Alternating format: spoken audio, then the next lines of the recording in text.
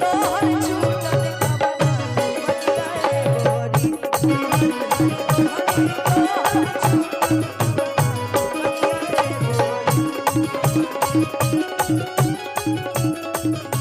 अब जब देखिए समय भी भाई ना के चैनल से वो गाना आइल बड़ा सुंदर गाना आइल रहे ओकरा बाद भले हमरा के ना गवई नहीं वो अलग बात है। हाँ ये बात सही है एक्सेप्ट करिए। देखिए अखिलेश भाई से चाहे जितनों खींच रहे ये गाना मुझे गवाए है बहुत सारा गाना ऐसा नहीं है लेकिन धनंजय मामा चैनल से फिर गाना ना आइल कि काहे पीछा पड़ल बाड़ा हमारे पमरल बाड़ा माथा फुकी पिया ताड़ा दूध से कजरल बाड़ा हर के कर जगवलू हाँ भगिया गोरी कि कहाँ बुतवलू अरे अगिया गोरी कि हरी हरी ओढ़नी कहाँ छूटल कवना बगिया गोरी। ये DRS म्यूजिक इनका नहीं है, ये DRS म्यूजिक हम सभी कलाकारों का है। लेकिन तो फिर मेरा गाना क्यों नहीं आता है? चलिए चलिए जनता सवाल पूछती है। अब आएगा ना अब ये 10 गो गाने के एडवांस लेता नहीं रुकिए खेलेगा खेलेगा फिर पक्का 10 गो गाने के एडवांस अभी लेता नहीं रुकिए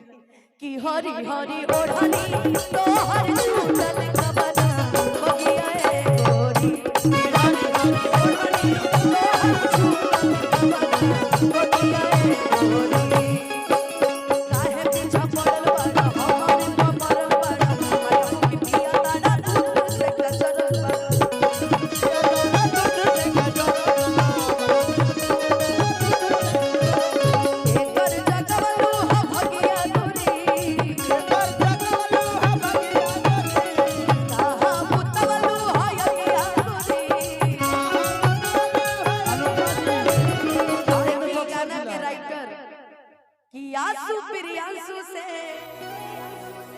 देखा बेलू तू आका चलत तोहर अखिल सवे से चौको। अब कहाँ के इल्जाम कहाँ गई गाने का भाव गाना चाहिए चलता हमर होई तनु जैसे चौको चलता तोहर कमर से चौको भेद जनी भोला चाहे कबोला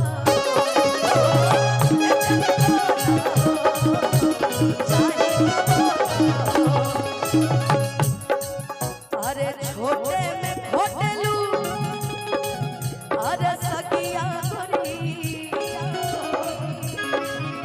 अरे एही से लागल अरे सगिया गोरी हरी हरी ओढ़नी तोहर छूटल कवना बगिया गोरी